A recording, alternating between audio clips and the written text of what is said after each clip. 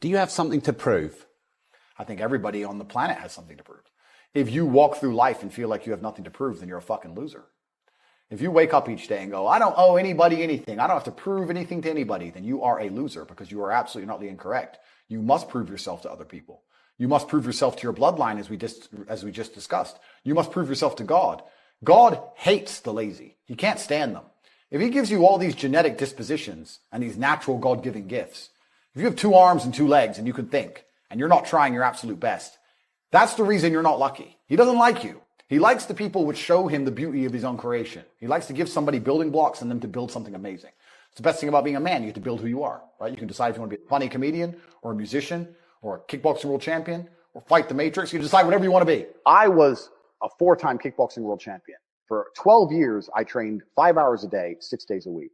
And I was motivated to train probably about 25% of the time. The rest of the time I went because I am disciplined. Just like you're talking about your ultra marathon. You don't feel like going through that shit on a Wednesday morning when you wake up, and you have to do it because you're disciplined.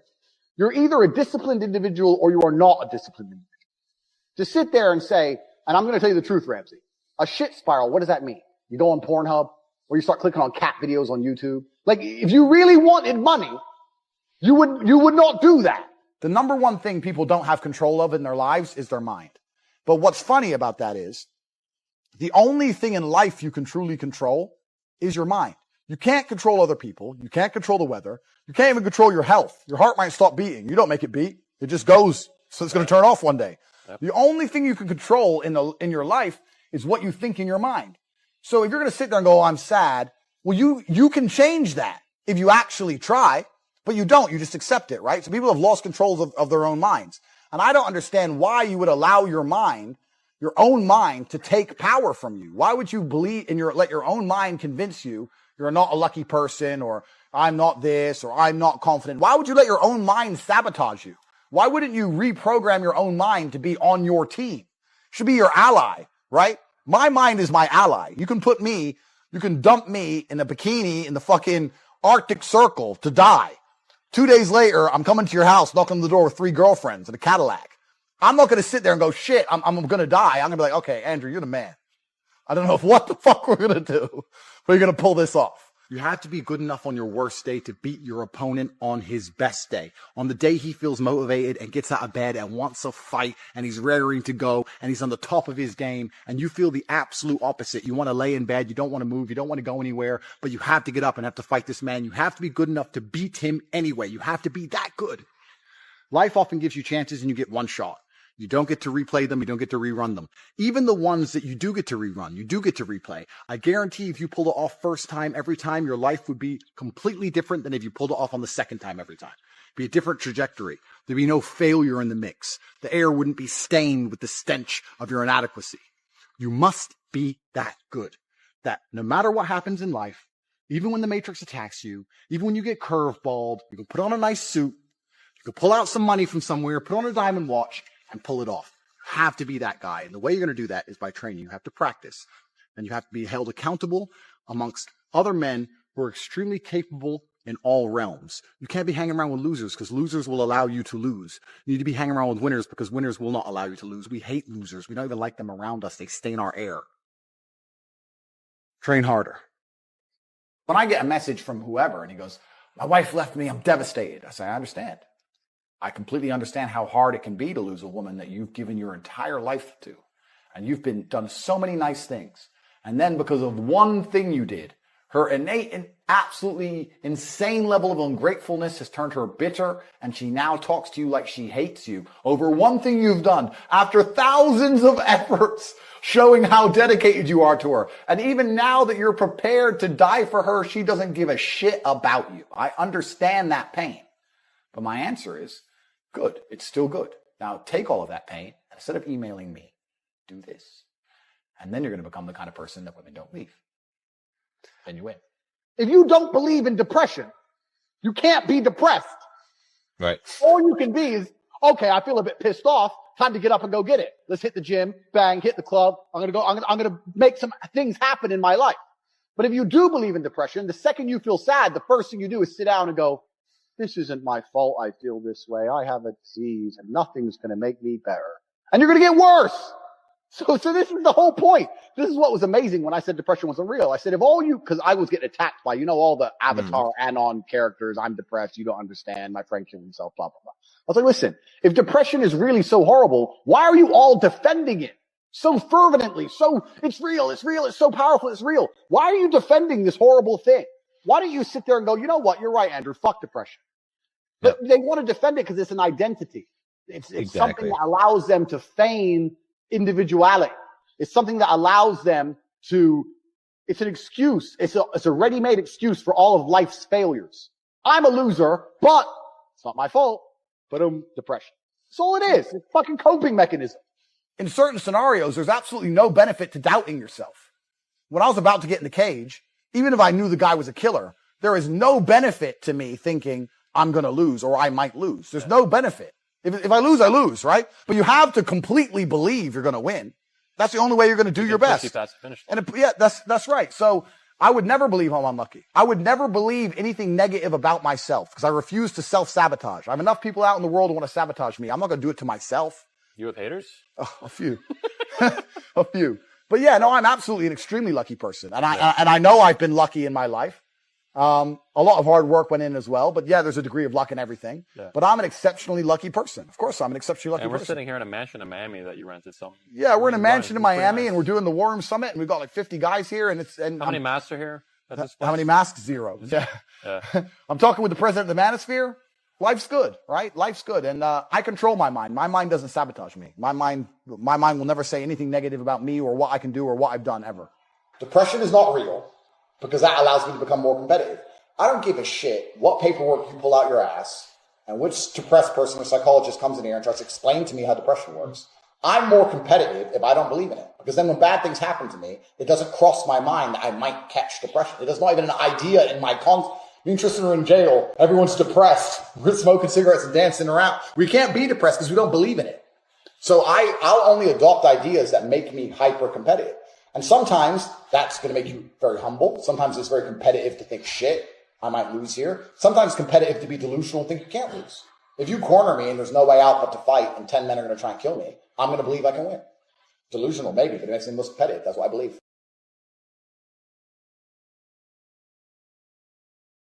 Fuck you. I've decided. My brain works that way. Which mindset is the most competitive? Which mindset is the most useful to me right now? Which emotion is the most useful to me? I change emotions. We can all change our emotions if we really want to. You could all think yourself sad. You could all think yourself happy. Everyone can do it, but people take too long to do it. You need 10 minutes. Get good at it. Give yourself a few seconds. And then you have to decide which emotion puts me in the most competitive state right now. And you'll often find that happy is not one you choose very often. It's not a competitive emotion to be happy. For 5,000 years, people were dodging saber-toothed tigers and catching the plague and running from Genghis Khan just for my stupid ass to be born. I don't owe them anything. I don't owe them a thing because I want to play video games. These people are fucking losers. You should walk through Earth with force inside of you. As I walked into this hotel reception, everybody looked. Not because they know who I am, but because as I move, even if it's behind their head, people feel something and they go, it's an energy that comes from brutal competence. It's almost like an evolutionary thing where a rabbit can just smell a fox. It just knows. That's what happens when a predator walks in a room, even amongst humans. You pay attention next time you're in a restaurant. If a man who's truly dangerous walks in, nearly every other man kind of looks up at the same time. You feel it. You need to or you don't survive. We've evolved with that to live. That's who I am. I couldn't imagine not being that man. There's a difference between want and want. And I say this all the time. People say to me, I want to be rich. And I say, okay, well, I want to be able to ice skate, but I don't want to be able to ice skate enough to go learn how to ice skate because I can't be bothered. I mean, surely if I could click my fingers and be a figure skater, I'd click my fingers. Who wouldn't? But I don't want to actually go train because I don't want it enough.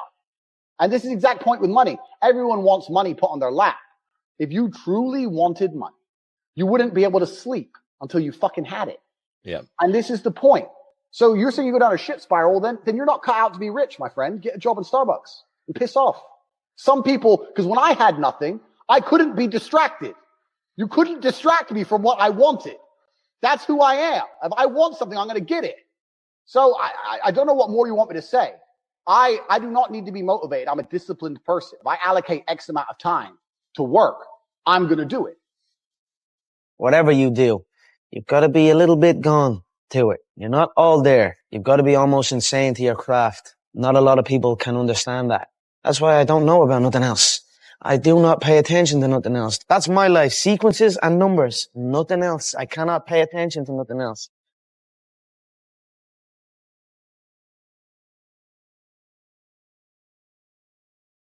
The first rule of success is to have a vision. You see, if you don't have a vision of where you go, and if you don't have a goal where you go, you drift around and you never end up anywhere. It's like you can have the best ship in the world, you can have the best airplane in the world. If the pilot or the captain doesn't know where to go, it would just drift around. It would not end up anywhere, or most likely in the wrong place. My vision was totally different. I felt that I was born for something special, for something unique, for something big. So I was searching. I wanted to become a bodybuilding champion, just like Reg Park. Do you know how great it felt that I knew where I was going? Imagine the majority of people don't know where they're going. I knew where I was going, that I'm going to become this bodybuilding champion, just like him. So it was just a question of how do you do it? I was so relieved, because when you have a goal, when you have a vision, everything becomes easy. The majority of people don't like what they're doing, because they're really not doing it because they didn't have a goal and they followed this goal. They just aimlessly drift around, and then all of a sudden there's a job opening, so they get that job because you have to work. But then when you work, it's a chore. It's work. It's not fun. So if you think about only a quarter of the people really enjoy what they're doing in life, that is unbelievable if you think about it. So I felt so blessed that I knew what I was doing. It's like a medical student that studies and knows he wants to become a doctor. You know where to go. So I knew where to go. There's no light without dark. If you love anything on the planet, you'll be called hateful against something else. The only people who aren't hateful are people who don't love anything and don't stand up for anything. I feel happiest when I do the things I'm supposed to do because I'm supposed to do them. Doing what you're supposed to do and fulfilling your duty and being proud of yourself is fun. That's the only fun you need. You don't need the fun of trying to chase all this garbage and this hedonism and this black hole. That doesn't lead anywhere. Well, I feel sad, but it doesn't matter because I'm doing the right thing. I feel depressed or I feel stressed, but it doesn't matter because I'm dedicating myself. I had to believe in it. I had to feel it. I had to have faith in it for it to happen. I'm in phenomenal shape, in body and mind. To me, what's unhealthy is living an unhealthy life. To me, what's unhealthy is getting up and going through the same day every day of your life, 9 to 5, in an office or in a, you know, that's unhealthy. That beats your mind. I don't work. I love what I do. And that's why I'm doing what I love. You know what I mean? That's why it's become a career for me, because I love it. I love what I do. So I don't think it's unhealthy. I feel good in my mind. You know what I mean? It's my life. So people always ask me, when they saw me in the gym in the pumping iron days, they say, why is it that you're working out so hard? 5 hours a day, 6 hours a day, and you have always a smile on your face. The others are working out just as hard as you do, and they look sour in the face. Why is that? And I told people all the time, I said, because to me, I'm shooting for a goal. In front of me is the Mr. Universe title.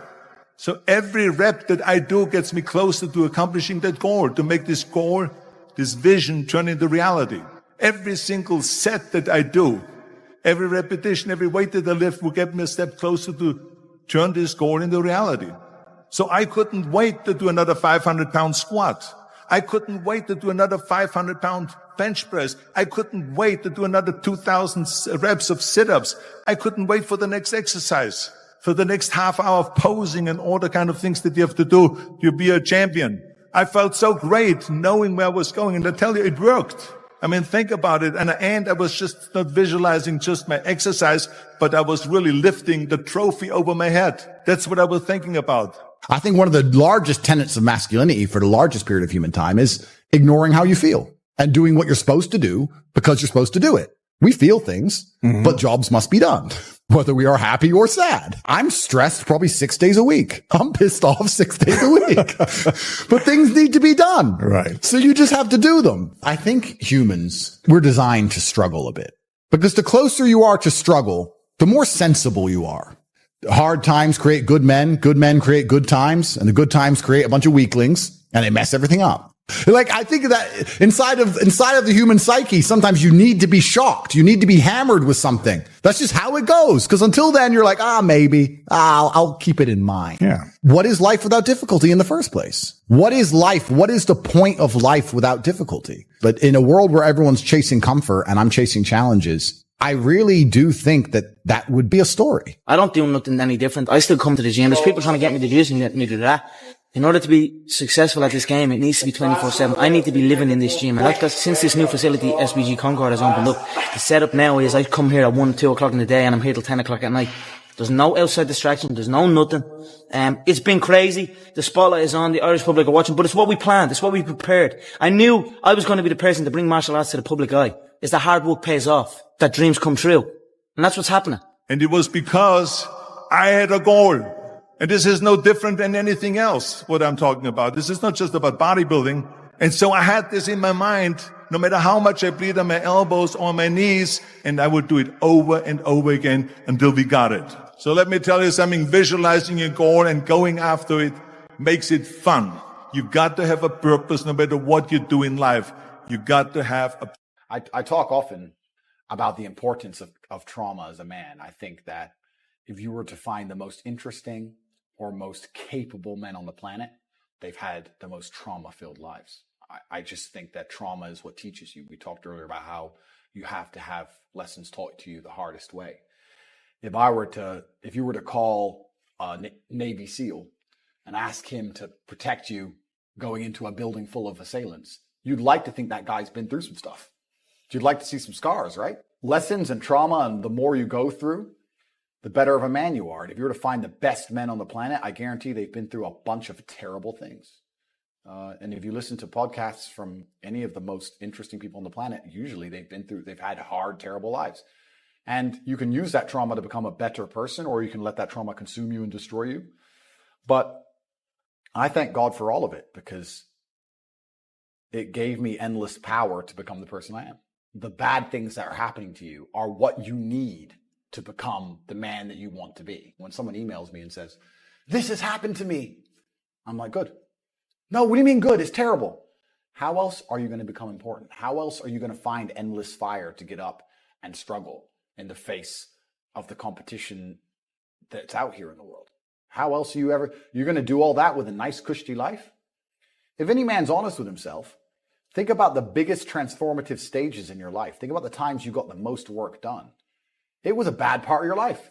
If you have a duty to your bloodline and a duty to your ancestors and you truly love your parents, how can you still be sitting at home playing video games being a lazy piece of shit? Don't you want people to remember them? Don't you want people to think, wow, who's this person who raised this amazing person? Do you have something to prove? I think everybody on the planet has something to prove. If you walk through life and feel like you have nothing to prove, then you're a fucking loser.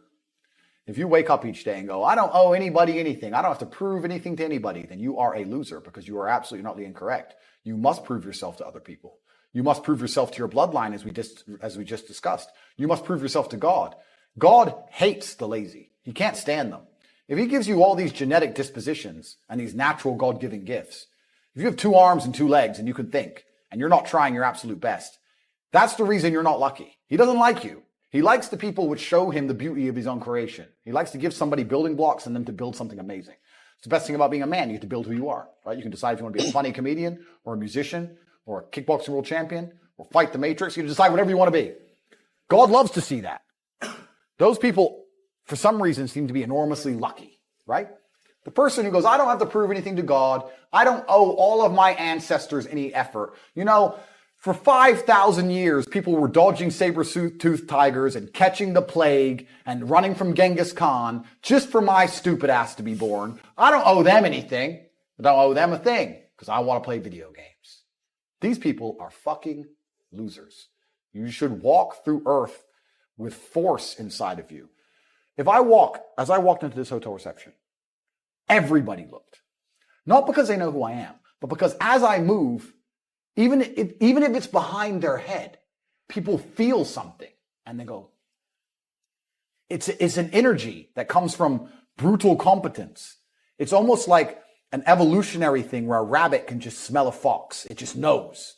That's what happens when a predator walks in a room, even amongst humans. You pay attention next time you're in a restaurant. If a man who's truly dangerous walks in, nearly every other man kind of looks up at the same time. You feel it. You need to or you don't survive. We've evolved with that to live. That's who I am. I couldn't imagine not being that man. I've done that because I've been trying to prove myself to my lineage my entire life. I wake up every day with something to prove. I have hundreds of millions of dollars. I wake up and think, fuck, more. I'm in fantastic shape, 4 times world champion, fighting the Matrix out here by myself, more. I will have to be braver. I must try harder. All I do is prove myself. So when I hear people go, I don't have nothing to prove, then you're a fucking loser. Peasants have never felt like they needed to prove anything. But kings felt like they needed to go and conquer land. Isn't that it's coincidental that the king, who already had it all, felt like he needed to go to some far-flung land and conquer it and take it and prove he's the king. But the peasants, oh, I don't have to prove nothing to nobody. You're a fucking loser then. You're a dummy. I absolutely and utterly, completely have everything to prove to everybody all of the time. That's who I am. I will prove anything to anybody. If I sit and say X, I will prove it to anyone. I can be checked at any time. If someone were to come up to me in that lobby and argue with my ideas, I would have proved that my ideas are sound. If they would have attacked me, I would have destroyed them completely and absolutely. That's who I am. So yes, I have a lot to prove, my friend. I think the universe is absolutely and utterly giving. I've never seen anybody dedicate themselves to something completely and fail. I've never seen somebody eat right, go to the gym every day, train really hard, and not be in good shape. I've literally never seen it. The universe is extremely giving. If you actually try, and you actually want it, and you're actually not making excuses, lying, talking shit, you're going to get what you want. So when I see people who don't have what they want, I consider them losers. And this may be elitist. I understand that. But if I put myself through endless pain to end up where I am, it's very hard for me to have sympathy on the man who's afraid of pain. You're avoiding pain. I've been through endless. I now have everything I've ever desired. You have none of the things you desire. Am I supposed to feel sorry for you because you took the easy way out? Am I supposed to look at you and go, oh, poor dude? No, you were a fucking coward. You didn't go through the shit I went through. You didn't put it on the line. So you deserve your substandard reality. That's what you deserve. You're a fucking loser. Because if you actually wanted it and you actually tried, you'd have it. You could have anything you want. Universe is super giving. You want a fucking Ferrari? You can have it. You want that bitch? You can have her. You can have anything you want on the planet. There's not a girl I look at that I want that I can't have. Not one. That's my reality. There's not a car I can't have. There's not a house I can't buy. If I want to go to a yacht, if I want to go to Antarctica, there's nothing I can't have. Bam. Because I've decided to become this man. It's the same for absolutely every single one of you at home. If you want it, you can have it. If you're sitting there saying, oh, but I tried my best and I still didn't get it, you're lying. You didn't try your best. That is a fucking lie. The universe gives it to everybody who genuinely tries. And I know that to be a fact because this world's competitive. We're all competing against each other. And the majority of people don't try. Like I've achieved this amazing life and I've tried very, very hard. But it could have been harder. I mean, was it that hard? About 86% hard. It wasn't 100% hard. Why? Because the competition's zero. Everyone is a fucking loser. Yeah, it's amazing to me. Everyone's a loser. I can say to somebody, listen, I'll make you a millionaire. Do this. Oh yeah, but the kids are home from school now. That's it. They're done. And then they'll sit and go, oh, I really wish I had some money. You are a loser. I will sit here on this podcast. People will listen to me for hours. And I will say, listen, I have hundreds of millions of dollars and I will teach you how to make money. CobraTake.com, I have a school, university designed specifically to teach you how to make money. I clearly know how to make money. You clearly like what I say. You obviously believe I'm intelligent and integral and I won't lie to you. And still, a whole bunch of people will sit there and go, yeah, anyway, next video. And then they'll say, can't afford a Ferrari. And wonder why. Like they'll be confused in their minds how they didn't end up getting what they want. Because you're a fucking loser. That's why. And the majority of people are losers. And this goes back to why, when we were saying earlier, how I know the elites view us. Because I'm from a council estate in Luton, a single parent household. And I've only been rich 10 years or so. And I despise losers. So imagine you're a billionaire born into a family, a lineage which has controlled Earth for hundreds of years. Imagine how much they despise us. You think they give a fuck about putting a bullet in me? You think they're going to have any sleep at night missed? You think they give a solitary fuck about you missing your fucking parents' funeral because of the common cold? They don't give a solitary shit. Why would they? Because I already know how I feel when I listen to losers complain. Because this is what happens at a certain level of competence and power. You just get to a point where you're like, I'm tired of hearing your fucking excuses. That's bullshit. And you become to a degree, yeah, cold and psychopathic. It's true. That's what happens. And I get it all the time. I get thousands of emails a day. Everyone I grew up with, people I know, I get it all the time. They'll message me, hey man, just unlucky. You are not unlucky. You are a lazy fucking loser. You are not unlucky. You're breathing. You're lucky. The unlucky ones are gone. You're alive and you are a lazy loser. So a loser is anybody who does not have everything they want at the drop of a hat. That's who I call a loser, because I have absolutely everything I could ever possibly desire. And if I wanted something that I couldn't have, I guarantee you we could speak again in a few months and I'd fucking have it. I guarantee you. Because if I want something and I can't have it, I can't sleep. When I was broke, I couldn't sleep. I don't know how there's broke people out here sleeping just fine at night. Going, inflation's 20%, gas prices are 6 times, everything on the news is a lie, I never stand a chance of ever getting rich, where's my pillow? Like, what the fuck is wrong with you people? I go to bed at night as a teenager and think, I looked it up on the internet. It was a Honda Civic Type R. I wanted one. It was like 38,000 pounds. I had no money. I had less than 50 pounds in my bank account. Couldn't afford it. Then I looked up how much a Ferrari cost, 210,000 pounds. And I said to Tristan, my brother, I was like, there are people with 210,000 pounds for a car. And he's like, yes, so? I'm like, no, not so. How? If I worked my job for 6 years and saved every penny, if I walked to work and didn't eat, I couldn't buy this car. How are people doing this? I couldn't sleep at night when I was broke. I knew that everything was a lie. I knew the Matrix was lying to me. I knew I had to find a way out. I was sitting there going, I refuse to live my human years and be some second-class citizen peasant when there's people out here who get to do whatever the fuck they want. I couldn't tolerate it. And I was so uncomfortable that it gave me the motivation I needed to escape. But the people who go, oh yeah, nice Ferrari, yeah. Back to the TV. Dummies, losers. And the thing about the world is, we need losers. I'm not mad at losers. If that's the reality you've chosen to live, you get one spin in this version of life, and you decided you want to be a loser, that's fantastic, because my cars need cleaning. My hotel room needs cleaning. I have a party with all these beautiful women that's a bit of a mess. Please, go pick it up. Somebody needs to do that shit. I ain't gonna fucking do it. If I had to walk into a hotel room and clean up after some other man's party, I guarantee you I'd do whatever it fucking took to become rich so I didn't have to do that shit anymore. But you want to do that for 20 years? Thanks, friend. Someone's got to flip the fucking burgers. Someone has to make the fries. I want a Happy Meal now and again.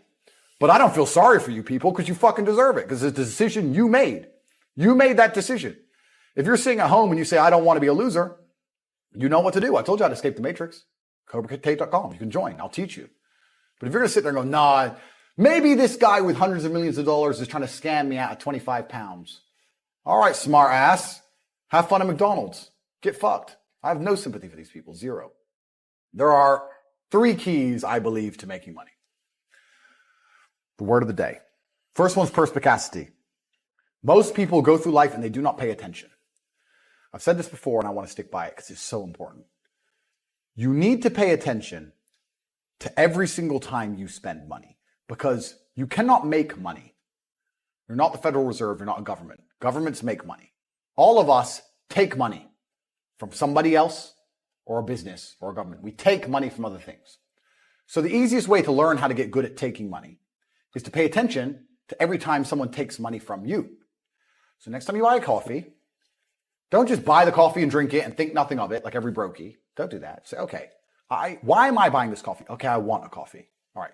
Why am I buying here? Well, this is on my way to work. Is there any competition around? Do I also want breakfast? Do they sell breakfast? No, they don't sell breakfast. They could probably make some more money if they're selling breakfast. Anyway, I walk in, there's a long line. Why is there one member of staff? I'm low on time. I'm about to leave and not buy the coffee. They're about to lose money because it's taking too long. Most of the people in this line are businessmen. Why is there not a cute girl behind the counter? I bet if they paid a cute girl a little bit more, they'd still make a bunch more money because people come in here to talk to her. Think. And then what you'll do is, as you go through life, every time you spend money, is you'll realize the problem is not how to make money. The problem is how much time you have, because there's endless business ideas. There's endless ideas. I walk into a coffee shop, and by the time I've walked out, I already know exactly how to open up next door and outcompete them head to toe. I already have worked out how much is the rent, where are they fucking up, what are they not selling that they should be selling, what are they doing good, what are they doing bad, this chair is too hard, I'll wreck them. And I'll send it, and now my network is so powerful, which is the second point, network, I can send a few messages on WhatsApp and make a bank transfer. And 2 months later, there's a brand new coffee shop next door with my name on it, put them out of business. So the first thing is you have to pay attention. Because if you pay attention, you'll start to learn that money is everywhere. Every building is owned. These are skyscrapers. Billions. Every apartment nowadays is a million. Million. You drive down a street in London, you're driving past trillions of dollars. There's money everywhere. It's all around us. When I was broke, I thought that the world was broke. I thought that there was no money. And then I got rich and realized that I was completely and utterly wrong. There's so much money. It's everywhere. If I go to try and buy a plane or a jet, they're always sold out. My yacht is a fucking 6-year waiting list. I want a Bugatti. They launch it. The email comes to my email address. 2 minutes later, gone. There's so much money. If I want a diamond watch or a $1 million watch or $1 million Rolex, you can't get this stuff. There is so much money out there. Once you get to a certain echelon, you realize there's money fucking everywhere. So there's plenty of money in the world. People with no money are just not very good at taking it. So you need to start paying attention. It's the first thing. Second thing is network. It's hard to make money if you don't know anybody who has money. If you sit in a room full of ice cream experts and all they talk about is ice cream, how to make ice cream, the different flavors, how to store it, how to move it, how to sell it, even by accident, if you hang around with these people long enough, when someone asks you a question about ice cream, guess what you're going to know the answer. You're going to say, you know what? That's because it's pistachio, and that needs to be 2 degrees higher than chocolate. And you look like a smart ass. So if you sit in a room full of people who are making a bunch of money, everyone understands this. Your network is your net worth. You are the sum of the 5 people you spend the most time with. Everybody understands this. And then they still hang around with fucking losers because they're dummies. You're right. I am the sum of the 5 people I spend the most time with. Anyway, this is my friend Nick. He's so funny when we go drinking because he gets really drunk. Losers. I don't talk to anybody who is not winning. Everybody whose phone, every phone call I will answer, if I answer a phone call, it is from a winner. I don't talk to losers. Everyone I talk to is rich. Everyone I talk to is making money. Everybody. If my entire reality is full of multimillionaires making money, how am I not going to make money? And this is why network is so important, is because it's the same reason that wolves hunt in packs. If you're a lone animal, you have one set of eyes. But if you're a pack, you're watching every single angle, every single side. Perhaps I might miss something. I'm as perspicacious as possible. But one of my friends identifies that the war in Ukraine is going to change and the Russian ruble is going to pump. You can make a bunch of money on a Forex trade, for example. I may not have noticed, but he'll notice. Now I've made a bunch of $1 million to get a text message, right? Because I have friends who are paying attention. All of us are paying attention. So your network is super important. That's another thing. We'll go into this because I have something called the War Room, which is also on corporatate.com. I'll let people read for themselves. But that's my private network. And we specifically talk about money and a few other things. But that's Is that like more like a mastermind? It's the real world's how to make money, and the War Room's what to do with money, if that makes sense. Yeah. It's all on corporatate.com. I don't want to get off track, but it's there. But second is network. And third, it's to identify the reason why you don't have as much money as you want so far. And there's one of 3 reasons. You are either lazy, stupid, or arrogant. Those are the only 3 reasons anyone is poor. And you have to identify and choose which one it is. The majority of people are not the one they think they are. The majority of people are the one I'm about to say at the end. So let's start with lazy. There are a lot of lazy people. The unfortunate reality about money is that you are competing. So it's player versus player. It's like anything in the world. If you want that beautiful girl, so does everyone else. You have to win the competition. You want that car, you have to get it first. You want that money, everyone wants that money. You have to compete. It's competitive. Business is competitive.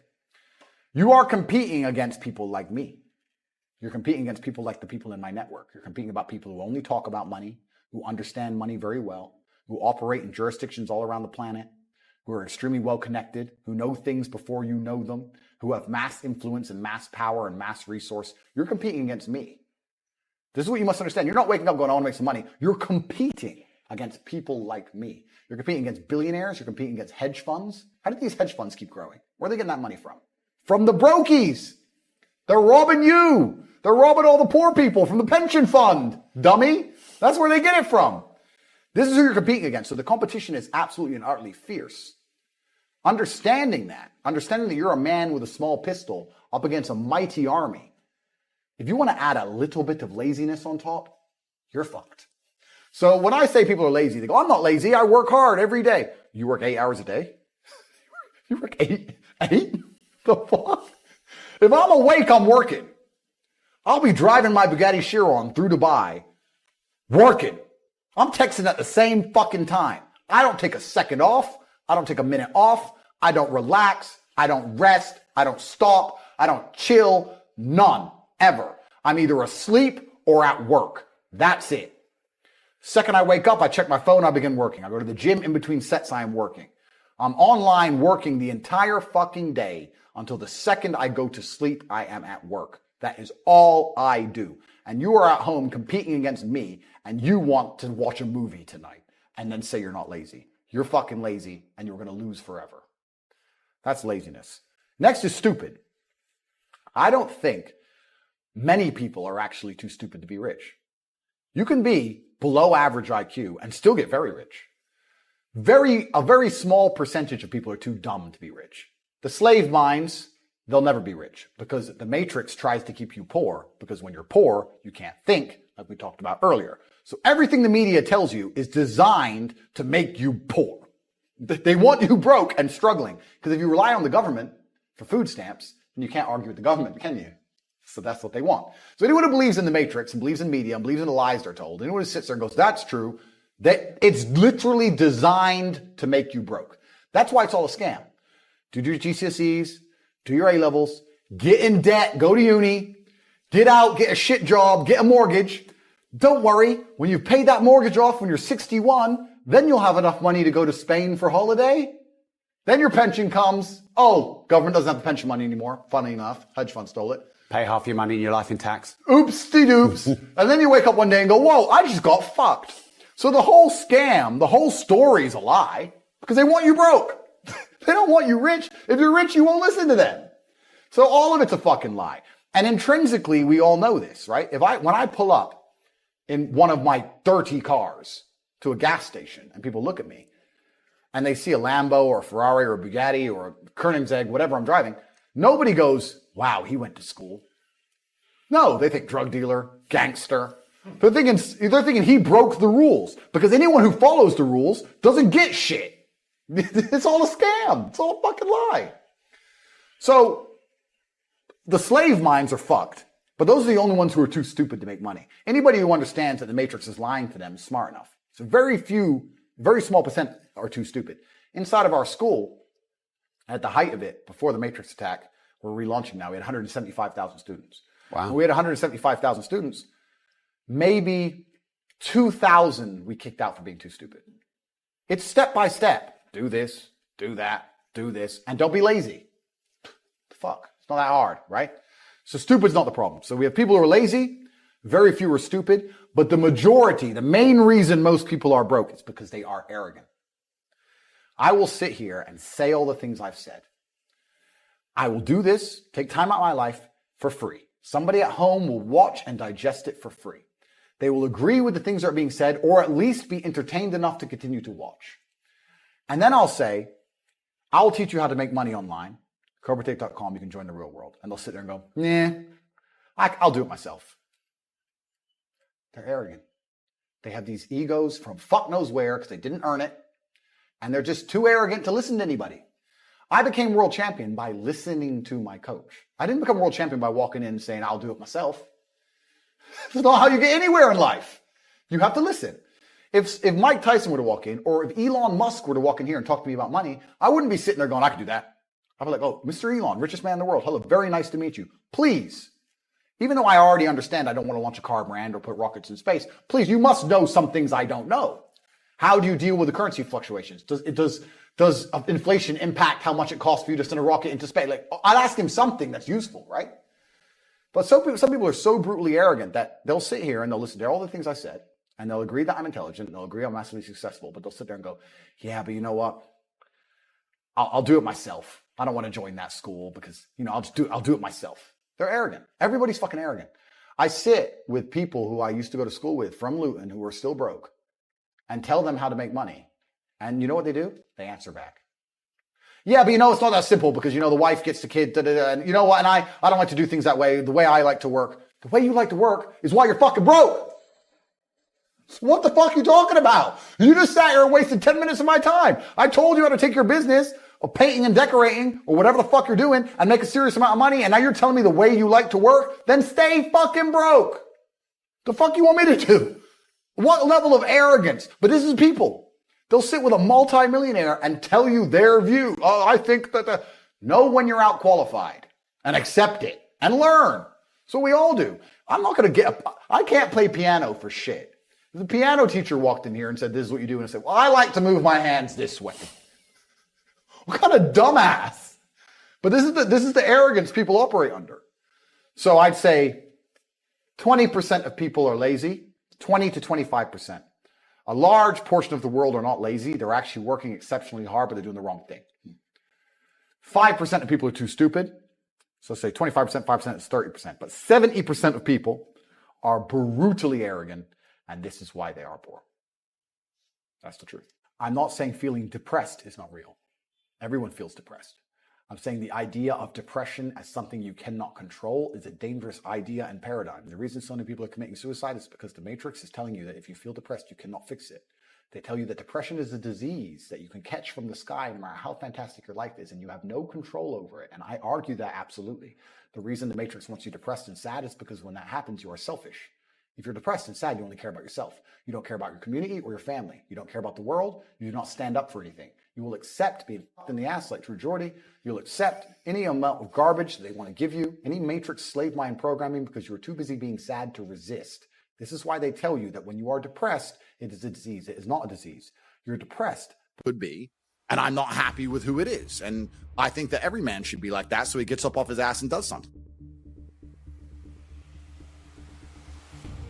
I learned my mindset in battle. My mindset is 87 professional fights. My mindset was learned in the reality of the real world. Yeah.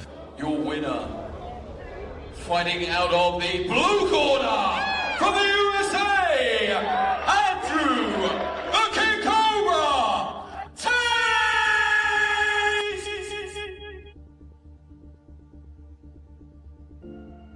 I don't know if the fire inside of me is any bigger than it is inside of every other man.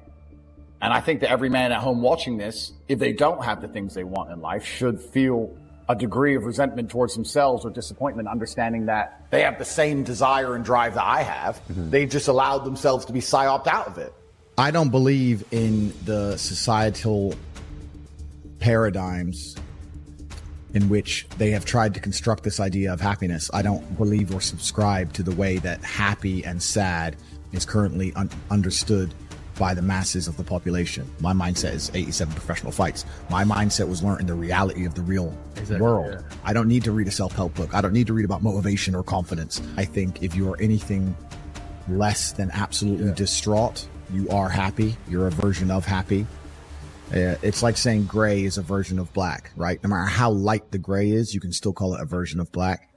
And unless you've gone through an event, which hopefully doesn't happen too often, like the passing of a family member or something that's truly destructive and detrimental to your mindset.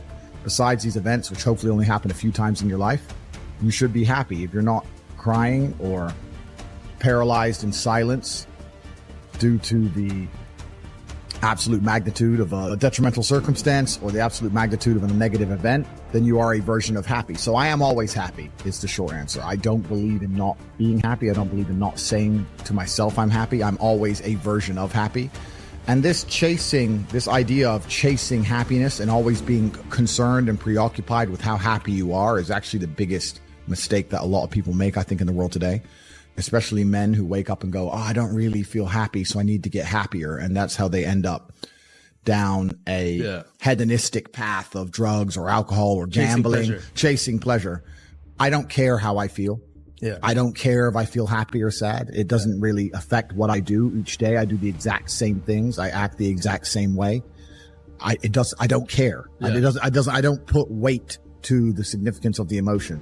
So I always consider myself a happy person, but if I woke up and I was slightly less happy one day than another, it wouldn't affect anything I do and I wouldn't put any relevance to it. I'm human and that's life. And so, yeah, am I any happier now that I have hundreds of millions of dollars than before I was broke? Yeah.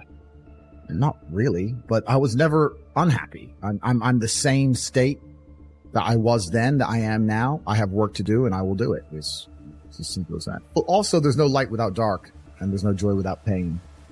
You can't have a rainbow without a little rain. Exactly. And no matter how hard you chase pleasure and happiness, there's going to be dips and troughs in between. There's going to be come downs and downtrends. And you're going to have the juxtaposition between that time you were laughing your head off and acting giddish like a child and the time that you feel depressed as such.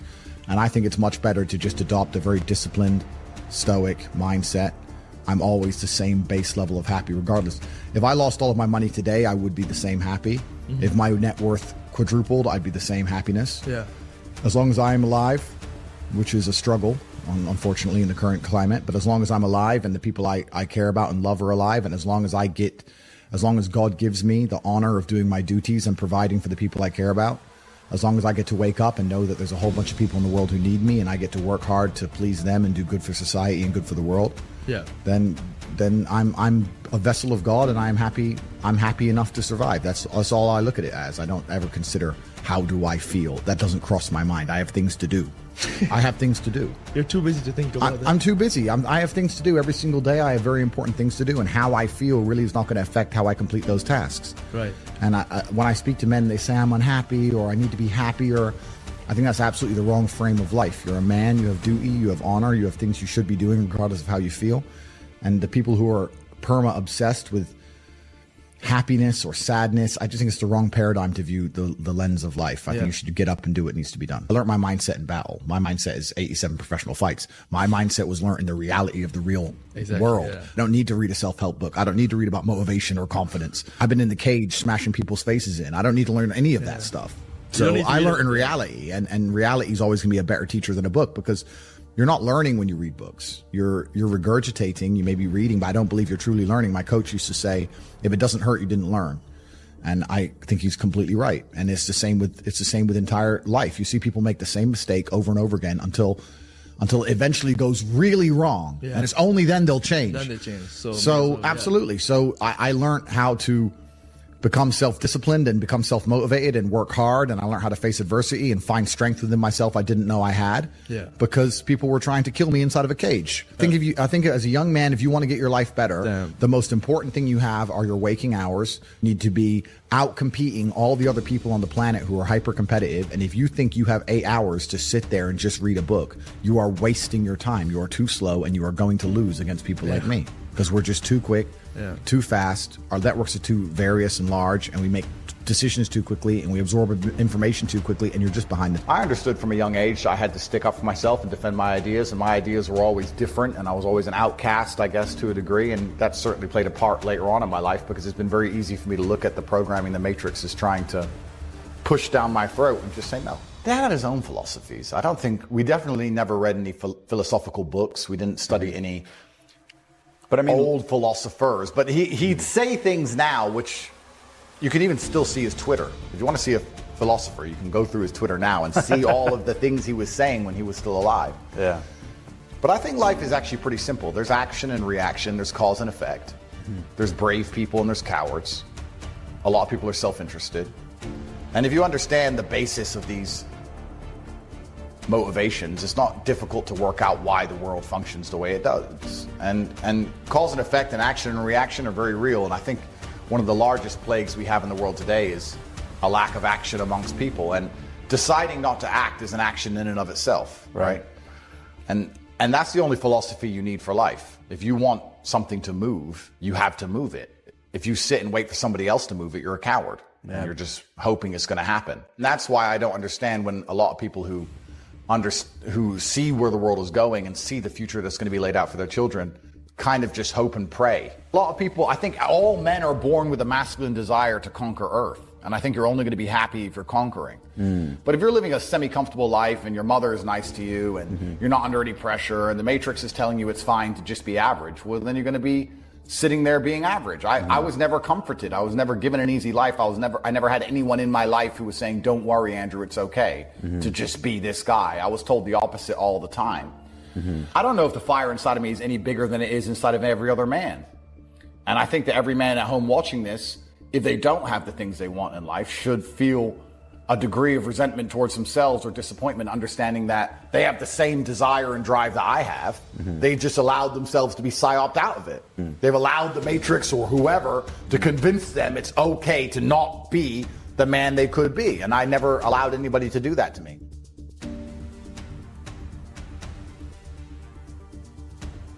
I know that I'm right because the way I think allows me to be correct in every scenario I've ever been in. I know when someone's gonna hurt me. I know when my time's almost up. I know how to make a bunch of money. I know all of it. I've never been wrong about anything. Every time I've ever been truly sad, again, it was beneficial for me to feel that way. And yes, there was a point when that was semi-conscious and now it's not conscious at all. If I start to feel angry, it's not conscious. I am angry completely and utterly, and I trust my body and my spirit that I'm supposed to be angry and I'm supposed to act within that frame. And that's what true enlightenment is, because thinking outside of it and being conscious of it is good, but it takes time. And often in the most extreme scenarios of life, the one thing you will not have is very much time. There has to be instant and complete decisions. And there has to be final scenarios, what's the word I'm looking for? Consequences. The bad things that are happening to you are what you need to become the man that you want to be. I can't talk about women because I'm not one. I actually think trauma is terrible for women because it masculinizes them. They become cold. And that's not attractive, right? We want feminine, pure, protected women. I don't want a woman to ever go through anything bad in her life. I think a man should go through it for her and protect her, because I think that's how she's her best self as a woman. But I think to be your best self as a man is the absolute opposite. And when someone emails me and says, this has happened to me, I'm like, good. No, what do you mean good? It's terrible. How else are you going to become important? How else are you going to find endless fire to get up and struggle in the face of the competition that's out here in the world? How else are you're going to do all that with a nice, cushy life?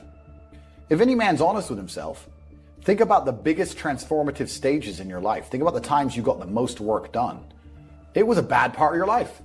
You were heartbroken, or, you lost a house, or broke, or whatever. That's when you did shit. When everything was fine, when the woman's still sucking dick, the mortgage is paid, dinner's on time, it's kind of doop-de-doop-de-doo. Little by little, do a little bit of work, do a little bit of relax. But the big events come from trauma. This is it. So it's a cheat code. It's a cheat code to climb the mountain. So when I get a message from whoever and he goes, my wife left me, I'm devastated. I say, I understand. I completely understand how hard it can be to lose a woman that you've given your entire life to. And you've done so many nice things. And then because of one thing you did, her innate and absolutely insane level of ungratefulness has turned her bitter, and she now talks to you like she hates you over one thing you've done after thousands of efforts showing how dedicated you are to her. And even now that you're prepared to die for her, she doesn't give a shit about you. I understand that pain. But my answer is, good. It's still good. Now take all of that pain, and instead of emailing me, do this. And then you're going to become the kind of person that women don't leave. And you win. I'm ready to kill. I don't do this for fun. This is not sport to me. I don't enjoy it. I hate training. I hate fighting. This is war. I was born for this. I have no choice. I'm in here to kill. That's it. Pain. That's all I know. So, for someone to come along and try and convince me that my mental model and my way of viewing the world is inaccurate, it's going to be extremely difficult, because I'm going to sit and say, well, my mental model produces X to this accuracy, and you're a dumbass. So, what can you predict, my friend? And that's the reality of the world. So, my stories are being told, the lessons of them at least. when I'm speaking. Yes, I am misunderstood. I'm misunderstood because the things I say are a large web of nuance and they're interlinked. And if you take one individual part from the web, then completely I understand how some things can be massively misunderstood. I also understand that most people have no interest in the truth and no interest in digging deeper and finding out the truth about a person or a scenario. If you have 2 arms and 2 legs and you can think, and you're not trying your absolute best, that's the reason you're not lucky. He doesn't like you.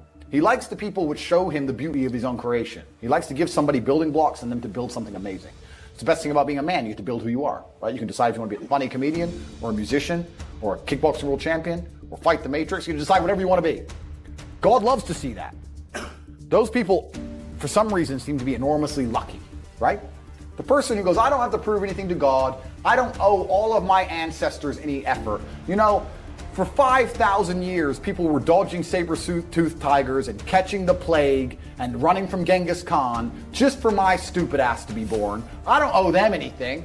I don't owe them a thing because I want to play video games. These people are fucking losers. You should walk through Earth with force inside of you. As I walked into this hotel reception, everybody looked. Not because they know who I am, but because as I move, even if it's behind their head, people feel something and they go, it's an energy that comes from brutal competence. It's almost like an evolutionary thing where a rabbit can just smell a fox. It just knows. That's what happens when a predator walks in a room, even amongst humans. You pay attention next time you're in a restaurant. If a man who's truly dangerous walks in, nearly every other man kind of looks up at the same time. You feel it. You need to or you don't survive. We've evolved with that to live. That's who I am. I couldn't imagine not being that man. I've done that because I've been trying to prove myself to my lineage my entire life. I wake up every day with something to prove. I have hundreds of millions of dollars. I wake up and think, fuck, more. I'm in fantastic shape, 4 times world champion. Fighting the Matrix out here by myself, more. I will have to be braver. I must try harder. All I do is prove myself. So when I hear people go, I don't have nothing to prove, then you're a fucking loser. Peasants have never felt like they needed to prove anything. But kings felt like they needed to go and conquer land. Isn't that it's coincidental that the king, who already had it all, felt like he needed to go to some far-flung land and conquer it and take it and prove he's the king. But the peasants, oh, I don't have to prove nothing to nobody. You're a fucking loser then. You're a dummy. I absolutely and utterly, completely have everything to prove to everybody all of the time. That's who I am. I will prove anything to anybody. If I sit and say X, I will prove it to anyone. I can be checked at any time. If someone would have come up to me in that lobby and argued with my ideas, I would have proved that my ideas are sound. If they would have attacked me, I would have destroyed them completely and absolutely. That's who I am. So yes, I have a lot to prove, my friend. And until the day I die, it will remain. And this is the true height of the slave mind. If you can convince somebody to have a strong emotional reaction about a subject they don't even understand, imagine the level of slave these people are. Imagine if every time you saw the color red, you just lost your mind. You're a slave. You're controlled. Every single time I've been furiously angry or even in a murderous rage, it's been a very appropriate time to be so. And I don't mean appropriate because of the reasoning. I'm not saying I had a good reason to be angry. I'm saying that it was the best decision at the time. Every time I've ever been truly sad, again, it was beneficial for me to feel that way. There are times in life when murderous rage is the best possible option on the table. Like when? There are times in life where if you're genuinely threatened, the best possible emotion you can feel is murderous rage, right? There's times when it's appropriate. There's times when it's good to be sad, and there's times when it's good to be empathetic, and there's times when it's good to be ruthlessly psychopathically cold. So I think enlightenment is making sure that your brain and soul and spirit are trained in a way that the emotions you feel at any given time are the best possible card in the deck. Of all the options you have in the playbook, depending on the scenario, your own spirit gives you the exact perfect way to feel to handle that scenario in the most effective and compendious way possible. I knew I needed to become successful and become a kickboxer and get money. And I knew all of these things from a very young age. And I remember being 17, 18 seeing a Ferrari on the street and being like, fuck, I need to get one of them. I just kind of knew inside. And I knew it, and it's worked out for me. That's all great. But now I use hypergamia against women completely because I know that they'd rather share an alpha than have 100% of a beta. Right. I know that even though they may sleep with me and then cry their eyes out the next day because I'm with some other girl, but I know they're not going to leave. If you always have a higher purpose, then a woman can never truly control you, and she can never truly destroy you, and your frame can't be broken.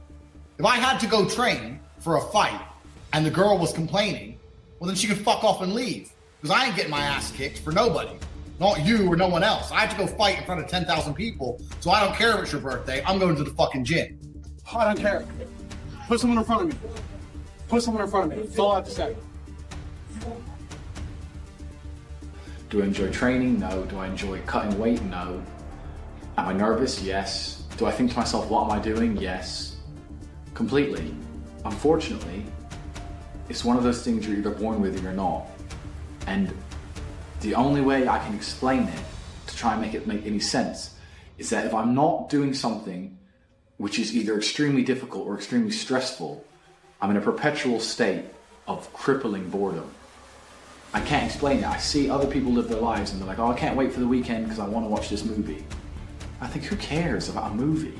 You're looking forward to the weekend for a movie? Looking forward to the weekend to get drunk? Like, these things to me are so mundane. They mean nothing. And if I don't fight, if I'm not in a situation where I'm stressed or worried or concerned, I'm just perpetually bored. And boredom's crippling. If you're an intelligent person and you've got a good brain on your shoulders, you can't just sit there bored, you know? So most smart people take the academic route to avoid boredom. And they learn, but that's never really interested me either. Although I've always been an intelligent guy and I've always done well academically, it never really interested me. And then I see people climb Mount Everest or jump off buildings or do base jumping, or the guy who jumped from space. People think, what's he doing? He's crazy. I understand. Because some people can't live normal lives. Some people cannot just function 9 to 5 office job, get drunk at the weekends. That is not for some individuals, and it's not for me. So I have to find something which keeps me physically tired enough to stop me going AWOL, and mentally tired enough. And I've chosen fighting, because without this, when I'm not in training, I wake up every day and think, okay, what am I gonna do today? It's 9 a.m. on a Tuesday, I'm bored, everyone's at work, I'm bored, and I'll end up doing something crazy. I'll either end up drunk, or on the Eurostar, or, you know, it's just a random lifestyle, because I'm constantly looking for never-ending entertainment, and it doesn't exist. I think the only thing that could stop me fighting is if I had enough money to constantly entertain myself. Unless I'm a billionaire, I need something that keeps me focused and keeps me occupied in life. With fighting, I have to train twice a day, and I have to train hard, and the stress it brings in every aspect can replace fun, and my mind is occupied. It occupies me. It's the only way I can try and explain it. It occupies me, and I could never stop doing this even if I lost 100 fights, because I'm not built to live a normal existence. I can't do it. I couldn't just have a kid with some girl and sit at home and work a little bit and relax. I've never relaxed my entire life. I don't know what relaxing is. It's just not me.